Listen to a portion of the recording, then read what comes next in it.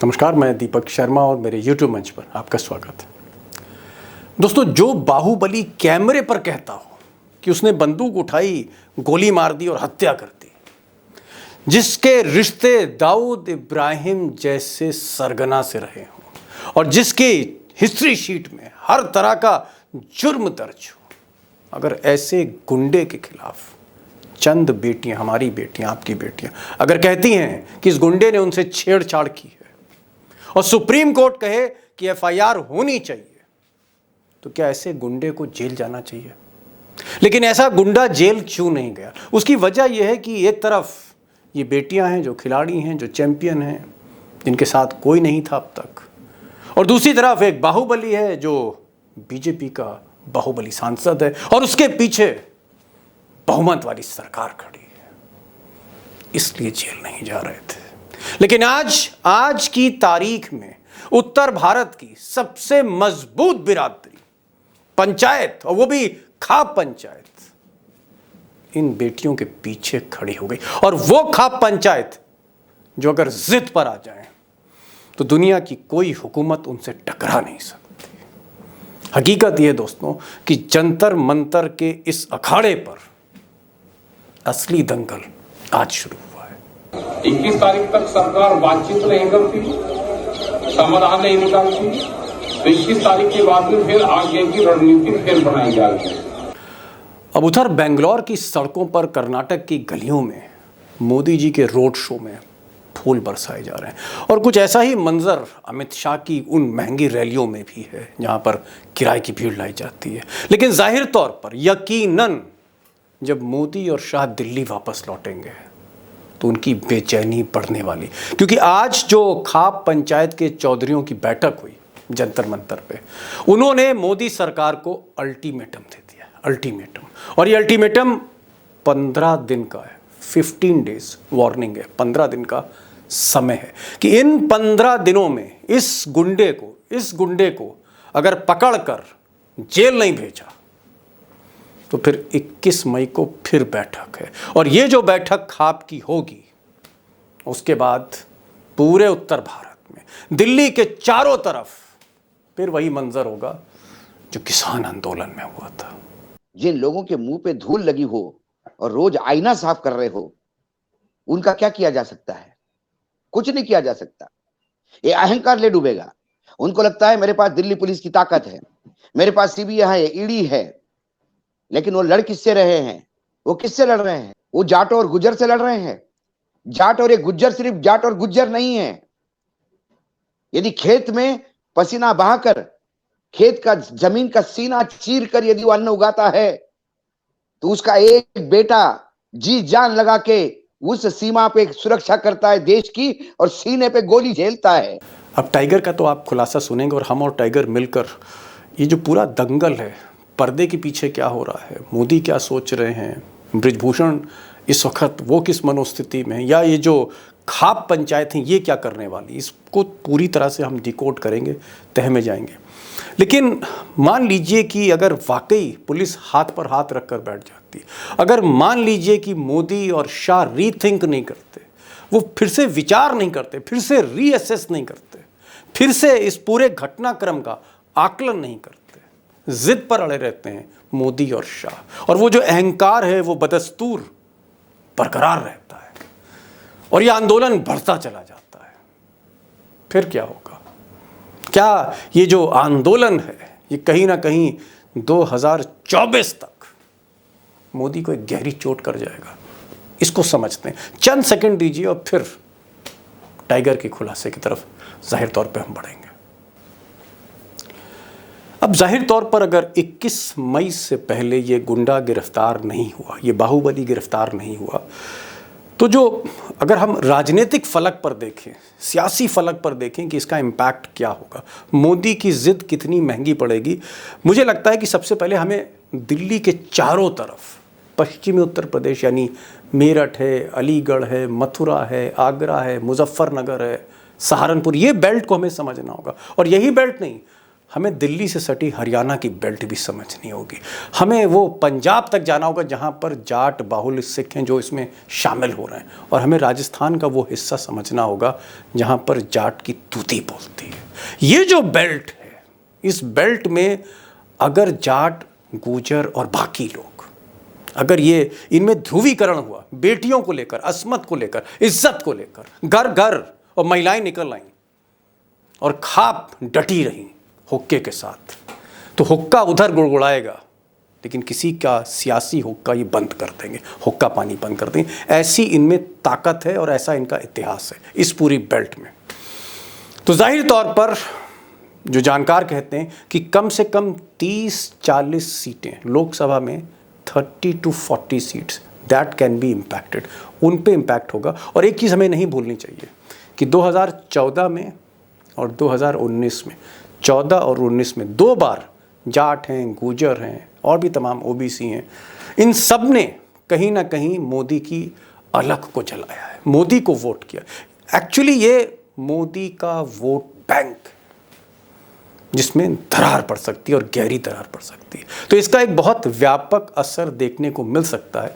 और इसलिए जो खबरें आ रही हैं वो ये आ रही हैं, जो बीजेपी के रिपोर्टर हैं जिनसे मेरी बात हो रही थी, कि 10 तारीख को जब वोटिंग ख़त्म हो जाएगी कर्नाटक में, उसके बाद कहीं ना कहीं मोदी, अमित शाह बैठकर, नड्डा बैठकर इस पूरी सिचुएशन को रीअसेस करना चाहते हैं in terms of Lok Sabha, in terms of election. वो सोचेंगे और हो सकता है जब जब प्रेशर ज़्यादा हो जाता है, इतिहास ने देखा है कि मोदी झुकते भी हैं, और हो सकता है कि 13 मई के बाद अगर कर्नाटक लूज़ कर जाते हैं मोदी, तो हो सकता है कि इसमें एक बड़ा हृदय परिवर्तन देखने को मिले, जैसे 3 काले कानून उन्होंने वापस ले लिए थे। हो सकता है ऐसी स्थिति आपको देखने मिले। तो क्या होगी स्थिति, कितना इस घटना का इम्पैक्ट होगा, कितना असर होगा, क्या आंदोलन बढ़ेगा, क्या सरकार जिद से पीछे नहीं आएगी? मुझे लगता है कि एक बहुत बड़ी तस्वीर है ये सिर्फ हमारी बेटियों तक सीमित नहीं है, ये सिर्फ किसी की इज्जत, अस्मत की बात नहीं है, देश के मुस्तकबिल को भी ये असर करने जा रहा है। और इसलिए टाइगर से बात करते हैं, टाइगर से समझते हैं, हम दोनों मिलकर आपके सामने वो असली तस्वीर पेश करने की कोशिश करते हैं, जिस तस्वीर को आज के दौर में गोदी मीडिया के चैनल और अखबार छुपाते हैं, ढकते हैं। चलते हैं सच की तरफ, चलते हैं टाइगर के पास। और टाइगर, आपसे पहला सवाल ये है कि आज जो फैसला राकेश टिकैत ने लिया है, और जितनी भी किसानों की खाप है, जाटों की खाप है, गुर्जरों की खाप है, उन सब ने एक अल्टीमेटम दिया है मोदी और शाह को। ये जो 15 दिन हैं, यू कैन से 2 वीक्स, 2 हफ्ते, इन 2 हफ्तों में अगर गिरफ्तारी नहीं होती है बाहुबली माफिया सांसद बृजभूषण शरण सिंह की, तो टिकैत का कहना है कि फिर पूरे देश भर में आंदोलन होगा, और ये आंदोलन किसान आंदोलन से भी कहीं ज्यादा इसमें तेवर होंगे, ये उग्र होगा, क्योंकि यहां पर बेटी की इज्जत की बात है, घर घर की इज्जत की बात है, खाप की इज्जत की बात है, अस्मत की बात है। इस अल्टीमेटम को आप कैसे ले रहे हैं? क्या आप इसको सीरियसली लेते हैं? बहुत ज्यादा सीरियसली इसलिए भी लेना पड़ेगा दीपक भाई कि ये जो खाप है ये नॉन पॉलिटिकल होते हैं, ये अपनी समाज की पंचायत होती है, वो सामाजिक अपने जो दायित्व है वो निभाए जाते हैं। खाप पंचायत कोई राजनीतिक संगठन नहीं, ये वो किसी के विरोध में हो। खाप पंचायत किसान आंदोलन में सक्रिय थी क्योंकि उनको लग रहा था कि किसान के 3 आंदोलन जो 3 कानून जो पास किए थे वो बहुत ही वाहियात और किसान विरोधी थे, तो उन्होंने साथ दिया। कई जगह पे हमने खाप पंचायत के कई निर्णय भी देखे हैं। आज 65 खाप, और ये खापे सिर्फ हरियाणा तक सीमित नहीं है, हरियाणा, राजस्थान, पश्चिमी उत्तर प्रदेश और कुछ पंजाब का हिस्सा, इन तमाम जगह की ये जो खाप पंचायतें हैं, ये 65 खाप पंचायतें, क्योंकि जो महम की 24वीं खाप पंचायत है उन्होंने पहले एक मीटिंग ली, उसके बाद ये तय हुआ कि हमें लड़कियों के समर्थन में जाना होगा। और ये मामला तब बिगड़ा जब दिल्ली पुलिस ने बरसात में लड़कियों पे लाठियां बरसाई। मैं आपको यहाँ टोक इसलिए रहा हूं, आपने क्योंकि खापों को आप समझते हैं, 25-30 साल से आप दिल्ली में सक्रिय पत्रकारिता कर रहे हैं, और जो बिरादरी है, हर बिरादरी की एक खाप होती है, पंचायत होती है। आप बहुत अच्छी तरह से इनके टेम्परामेंट को जानते हैं, इनकी मनोस्थिति को आप जानते हैं, इनके जज्बे को आप जानते हैं, इनके इमोशंस को आप समझते हैं।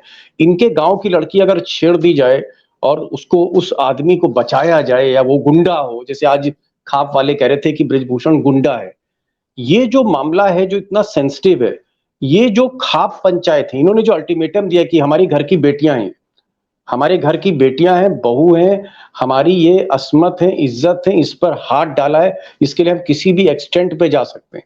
तो ये बातें क्या नरेंद्र मोदी को समझ में नहीं आ रही हैं, या वो बृजभूषण के जो वोट बैंक हैं उसके मोह में फंसे हैं मोदी जी या अमित शाह? अगर सरकार ने इनको अगर हल्के में ले लिया खाप को, तो आपको क्या लग रहा है 21 तारीख को बाद छीछा लेदर होगी मोदी की? 21 तारीख के बाद ये आंदोलन बहुत ज्यादा उग्र होगा। मुझे किसान आंदोलन की याद आ रही है। किसान आंदोलन भी तभी पनपा और तभी उसको ताकत मिली जब खापों ने समर्थन दिया।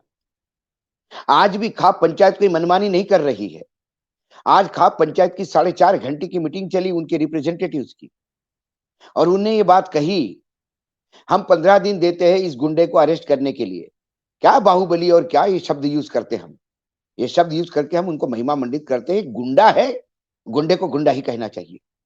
और उसके बाद देखिए खाप पंचायत को अपील करते हैं बृजभूषण शरण सिंह, अपील ये करते हैं कि आप भी मेरे चाचा ताऊ है। ये उनके इतने वाहियात मैंने वीडियो देखा। वो कहते हैं कि जो लोग आंदोलन कर रहे हैं अब वो खिलाड़ी नहीं रहे। मतलब भगत सिंह एक बार शहीद हो गए, अब वो भगत सिंह किसी काम के नहीं रहे इस देश के। महात्मा गांधी शहीद हो गए इस देश के लिए, महात्मा गांधी किसी काम के नहीं रहे हैं अभी। उनका कोई खेल नहीं बचा है। उनका खेल नहीं बचा है तो उनकी इज्जत पे हाथ डालोगे? उनका खेल नहीं बचा है तो वो जब खेल रही थी तब उनके गले लग रहे थे आप, उनको सीने को छू रहे थे, उनके शरीर को छू रहे थे। क्या अध्यक्ष का काम ये है गले लगना? क्या क्रिकेट कंट्रोल बोर्ड के जो चेयरमैन होते हैं वो मैच खत्म होने के बाद कूद कूद के जाके गले लगते हैं प्लेयर्स के? शर्म आनी चाहिए ऐसे स्टेटमेंट देते समय। जिन जिन खिलाड़ियों ने देश के लिए पूरी जिंदगी दे के मेडल लाए हैं, आप उनके बोलते हो कि उनका खेल खत्म हो गया तो अब हमारे किसी काम के नहीं रहे, उनकी बातें नहीं सुनी जाए। कितना अमानवीय स्टेटमेंट है ये। और ये सारा इसलिए हो रहा था, शायद अभी लोकल बॉडीज के इलेक्शन थे, चुनाव थे उत्तर प्रदेश में, और इसके नतीजे अब आने वाले हैं। शायद 13 तारीख को उनके भी नतीजे आएंगे। तो मुझे लगता है कि भारतीय जनता पार्टी शायद इंतजार कर रही थी कि ये जरा चुनाव खत्म हो जाए फिर बृजभूषण पे हाथ डाला जाए, क्योंकि ऐसे बाहुबली उनको तो चुनाव जीतने के लिए चाहिए। जिस कर्नाटक में भी जो चुनाव लड़ रहा है और जिसने खरगे के पत्नी और बेटे को कहा कि मैं इनका सफाया करता, मेरे पास नंबर होता तो, उसका जब बायोडेटा देखा मैंने तो मेरे रोंगटे खड़े हो गए। महाराष्ट्र, तेलंगाना, कर्नाटक में वांटेड है साहब, 34 क्रिमिनल केसेस है, ड्रग स्मगलिंग, हत्या का प्रयास, हत्यारा का जखीरा मिलना, ऐसे आरोप हैं। वो आदमी इनका विधायक है, गुंडों के भरोसे चल रहे हैं, विकास की बात करते हैं। यदि योगी आदित्यनाथ को लगता होगा कि उन्होंने बहुत विकास किया, यदि उनको लगता है कि राम लला उनके साथ है, यदि उनको लगता है कि काशी विश्वेश्वर का आशीर्वाद उनके पास है, तो फिर इन गुंडों की जरूरत क्या है? राहुल गांधी ने तो इतना ही कहा था कि ये मोदी सारे चोर, ये मोदी क्यों होते हैं? तो मोदियों का अपमान हो गया, तुरंत प्रोसेस होकर अरेस्ट और जमान उनकी सजा और सारी हो जाती है। प्रधानमंत्री के पिता का नाम गलत लेने के बाद तुरंत एफआईआर दर्ज हो जाती है। आज मेडल वाली लड़कियां 15 दिन हो गए लगातार उन पे लाठियां बरसते हो, उनके ऊपर गालियां बरसते हो, उनको मिलने वाले लोगों को रोकते हो। टाइगर, यहाँ पर मैं कहूंगा पुलिस भूल गई। एक चीज मैं आपसे यहाँ पर सवाल करना, क्योंकि आप महाराष्ट्र को भी जानते हैं और इस बेल्ट को भी जानते हैं, जाट और गुजरों की जो बेल्ट है। मोदी क्या इतना ज्यादा गुजरात में हो गए हैं, या इतना ज्यादा अहंकार आ गया है, या इतना ज्यादा आत्ममुग्ध वो एक मनोस्थिति में है कि वो स्ट्रेंथ नहीं आंक पा रहे? जैसे महाराष्ट्र में वो मराठी सेंटिमेंट्स नहीं आंक पा रहे, सुपड़ा साफ हो रहा है महाराष्ट्र में। हर चुनाव में हम देख रहे हैं बीजेपी बुरी तरह से हार रही है, क्योंकि मराठा अस्मिता पर उन्होंने आप कह सकते हैं जैसे बरैया के छत्ते पे आप हाथ डाल देते, वो स्थिति महाराष्ट्र में हो गई मोदी और शाह की। और अब जाट और गुजर, वो जाट गुजर जो किसी से हारे नहीं, वो जाट और गुजर जो घेर लें, जहां सेना ने हाथ जोड़ लिए थे कि भाई हम जाटों के आंदोलन से हमें दूर रखिए, सेना ने कहा ये चीज। तो जाट और गुजर जब अपने पे आ जाते हैं तो चाहे सैलाब हो, हुकूमत हो, तख्त हो, ताज हो, मुगल हो, ये हो, अंग्रेज हो, जो हो, अकबर तक ग्रेट हो, या उसमें ईस्ट इंडिया कंपनी से लेके ब्रिटिश हुकूमत हो, जाट और गुजरों की इस ताकत को क्यों नहीं समझ पा रहे? कहीं ना कहीं वो तो अहंकार है, या सिचुएशन, या इमेच्योरनेस अहंकार। है, या मोदी जी के फीडबैक गलत हो रही है? नहीं नहीं, कोई फीडबैक गलत नहीं है, इतने नाम समझ तो है नहीं कि उनको चीजें समझ नहीं रही है, लेकिन अहंकार है। अहंकार है कि मैं जाके नीतीश कुमार का डीएनए पूछूंगा, तो बिहार के जनता ने जवाब दे दिया। जाके मैं बंगाल में दीदी और दीदी करके एक महिला का मजाक उड़ाऊंगा, बंगाल ने ओंधे मुंह गिरा दिया। जाके महाराष्ट्र में मराठी अस्मिता को छेड़ूंगा, महाराष्ट्र ने अब आईना दिखा दिया। लेकिन जिन लोगों के मुंह पे धूल लगी हो और रोज आईना साफ कर रहे हो, उनका क्या किया जा सकता है? कुछ नहीं किया जा सकता। ये अहंकार ले डूबेगा। उनको लगता है मेरे पास दिल्ली पुलिस की ताकत है, मेरे पास सीबीआई है, ईडी है, लेकिन वो लड़ किससे रहे हैं? उन मराठों से लड़ रहे हैं जिसके हर घर से एक लड़का आर्मी में जाता है। वो किससे लड़ रहे हैं? वो जाट और गुज्जर से लड़ रहे हैं। जाट और एक गुज्जर सिर्फ जाट और गुज्जर नहीं है। यदि खेत में पसीना बहाकर, खेत का जमीन का सीना चीर कर यदि वो अन्न उगाता है, तो उसका एक बेटा जी जान लगा के उस सीमा पे सुरक्षा करता है देश की, और सीने पे गोली झेलता है। जाके देखिए, जाट और गुज्जरों के घर में हर दूसरा लड़का आज फौज में मिलता है। वो व्यापार नहीं करता, वो बैंक से लोन लेके भागता नहीं, वो फ्रॉड नहीं करते, सट्टा नहीं खेलता नहीं, सट्टा नहीं खेलते, वो राजनीति नहीं करते। लेकिन उनके अहम को यदि आपने छोड़ा, तो बड़े बड़े राजनीतिज्ञों को घर छोड़ के आए हैं ये लोग। बेटियों की बात है, आज पूरा भारत वर्ष देख रहा है इन बेटियों के साथ मान सम्मान क्या हो रहा है। ये बेटियां कोई पॉलिटिशियन है जो आरोप लगाएं कि फला नेता ने मुझे ये कर दिया? अरे ये बेटियां वो हैं जिन्होंने इस देश का सम्मान बढ़ाया, आपने उनका सम्मान किया, आप उनके साथ खाना खा रहे थे, आप उनको बेटियां कह रहे थे। क्या कोई बाप इतना बेदिल हो सकता है? जी, इतना अनह्यूमन हो सकता है कि बेटियां रो रही हैं, उनके आंसुओं से, मैंने कहा था आपको परसों के दिन, यदि ये आंसू तेजाब बन के पिघल गए, फरमान जल जाएंगे इसमें गुजरात लॉबी के। और कईयों के आप देख लीजिए क्या हो रहा है। सील की थी ना बॉर्डर, औकात होते तो रोक के दिखाते, देना पड़ा ना परमिशन आने के लिए। और आज भी आंदोलन शांतिपूर्ण हो जाएगा। इस शांतिपूर्ण आंदोलन को कहीं ना कहीं परेशान करने का, बदनाम करने का प्रयास करेंगे। एक सवाल यहाँ पर ये आता है कि यही मोदी थे, यही प्रधानमंत्री थे, तब एमजे अकबर जो उनके विदेश राज्य मंत्री थे, यूनियन मिनिस्टर, उन पर आरोप लग गया एमजे अकबर पे। कई लड़कियों ने, कई महिला पत्रकारों ने कहा कि साहब इन्होंने 15 साल पहले, 10 साल पहले, 20 साल पहले हमको होटल के कमरे में बुलाया था, हमको जो इन्होंने इशारों से ये सब किया था, इन्होंने हमको पकड़ लिया था। वही सब जो एक आरोप होते हैं जिसको हम बहुत कुछ बता नहीं सकते यूट्यूब पे, उस तरह के मतलब अभद्र उन पर आपत्तिजनक इल्जाम थे। तो जैसे ये बात आई उसमें तो एफआईआर भी नहीं हुई थी, और मोदी ने तुरंत अपने मंत्री से कहा एमजे अकबर से कि भैया रिजाइन करो, और एमजे अकबर को रिजाइन करना पड़ा, कुर्सी से उतार दिया। तो कहां तो मोदी अपने मंत्री को कुर्सी से उतार दे रहा है जब यौन शोषण का आरोप लगा। अब ये ब्रिजभूषण है, ये इतना बड़ा आदमी हो गया कि मोदी और शाह जो है ये बिछे जा रहे हैं इसके आगे। ये 2024 से लेना देना है इसका? दीपक भाई, एमजे अकबर की कोई कॉन्स्टिट्यूंसी नहीं थी। एमजे अकबर वोट दिलाने की मशीन नहीं थी। एमजे अकबर कोई बाहुबली नहीं थे।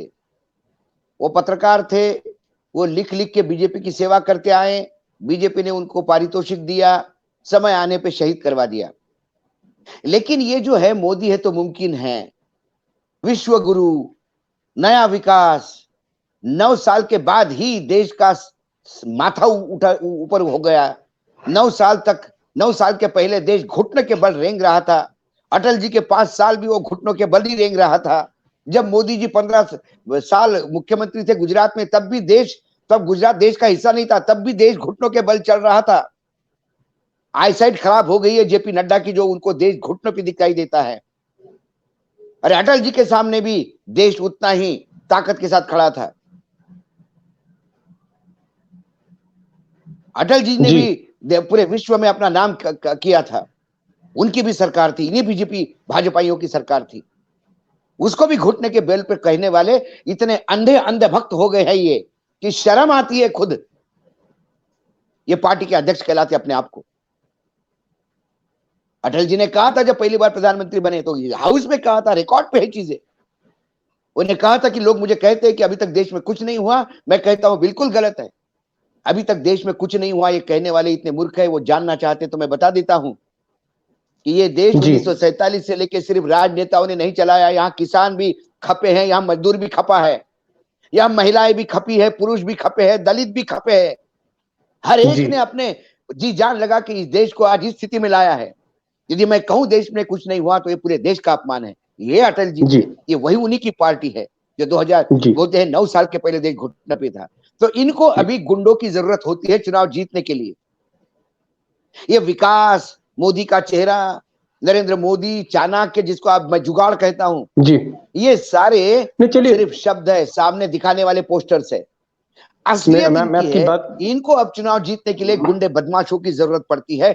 इसीलिए वो चाहे बलात्कार करे, वो चाहे व्यभिचार करे, वो चाहे भ्रष्टाचार करे, उसको साथ में रखना इनकी मजबूरी है।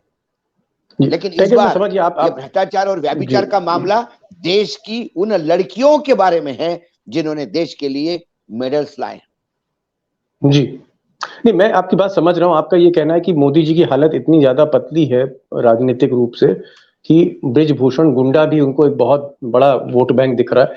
यहाँ पर मैं अंतिम सवाल आपसे ये करना चाहूंगा कि अगर हम ये मान लेते हैं कि दिल्ली पुलिस सरकार के प्रेशर में आके ब्रिजभूषण को क्लीन चिट दे देती है कि भाई ये इन पर कोई इल्जाम नहीं बनता है या जो भी है, या उनकी गिरफ्तारी ब्रिजभूषण की नहीं होती है, तो आप फिर क्या देखते हैं कि ये जो आंदोलन है, क्या ये आंदोलन गले की हड्डी बन सकता है मोदी के लिए? क्योंकि चुनावी साल है इस बार, 2024 में फाइनल है, फिर क्या होगा? ये आंदोलन 2024 में भी इसकी गूंज उठेगी। ये आंदोलन पंजाब, हरियाणा, राजस्थान, मध्य प्रदेश, पश्चिमी उत्तर प्रदेश ही नहीं, ये आंदोलन अब महिलाओं का आंदोलन हो जाएगा। 50% आबादी का आंदोलन हो जाएगा। दिल्ली पुलिस तो किसी को भी बोलेगी कि ये बिल्कुल नहीं है। आज मुझे बताइए, पास्को का केस लगने के बाद यदि कोई दूसरा आदमी होता तो दिल्ली पुलिस तुरंत ले जाती। आज क्यों बॉर्डर खोल दिया? और उस दिन क्यों गीता फोकट और उसके पति को रोक लिया? दीपेंद्र हुड्डा को कहते हैं कि तुम अकेले भी जाओगे तो लॉ एंड ऑर्डर का इशू हो जाएगा। आज हजारों के तादाद में लोग आए हैं, आज लॉ एंड ऑर्डर का इशू नहीं हो सकता।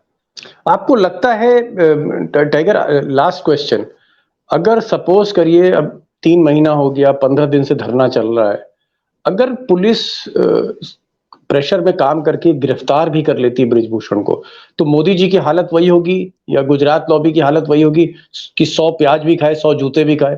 क्योंकि अब गिरफ्तारी से भी अब एडवांटेज नहीं मिल रहा है, बल्कि गिरफ्तारी करें तो भी बीजेपी की हालत खराब, और ना करें तो भी नहीं, गिरफ्तारी करने के बाद ये उसको भी उत्साह मनाएंगे। ये उसको भी बता देंगे, देखो हमारे राज्य में गिरफ्तार हुआ कि नहीं हुआ। ये इनको किस चीज में कितना झूठ बोलेंगे इसका कोई बैरोमीटर ही नहीं है सर। इसके झूठ का शुरुआत होती है, अंत पता नहीं किसी को। ये अनंत है शिव जी जैसे। झूठ पे झूठ बोलेंगे, चुनाव हारने के बाद उसको जीत बताएंगे जी। सरकार नहीं बनने पे भी सरकार बनाएंगे, आंकड़े झूठे परोसेंगे, महंगाई को नकारेंगे, और रुपया रशिया ने मना कर दिया लेने से, फिर भी हम विश्व गुरु बनाएंगे, लेकिन सच्चाई छुप नहीं सकती। सच्ची बात हमेशा जी। सामने आती है। जी। ये अगर आप लड़कियां कोई जी राजनीति में नहीं है, चुनाव नहीं लड़ रही है। ये जो लड़कियां बैठी है उसमें तो एक नाबालिग लड़की है। कम से कम नाबालिग लड़की का शोषण हुआ तो कहीं ना कहीं उस 56 इंच के सीने में 6 इंच का दिल भी है, तो उसे पसीजना चाहिए था। और अभी तक कुछ नहीं हो रहा है। इसका मतलब अब ये बात कंफर्म हो गई है, सिर्फ सीना 56 इंच का है, दिल नहीं है अंदर। दिल नहीं अंदर। दिल होता तो 40 लोग मार के या मरने देकर चुनाव में उसका भुनाई नहीं उसको होती। बेचते नहीं। जी जी, 56 इंच का सीना है लेकिन अंदर दिल नहीं है। टाइगर, आप आए, आपने इस पूरे मामले पर खुलकर बात करी, और आज के दौर में जहां लोग दब जाते हैं, बिक जाते हैं, बिछ जाते हैं, वहां आप छाती ठोक कर सच बता रहे हैं। ये बहुत बड़ी बात है और इसीलिए आपको लोग सुनते हैं। आप आए, संडे के दिन आपने समय निकाला, बहुत बड़ी बात है ये। बहुत बहुत शुक्रिया एक बार फिर से आपका।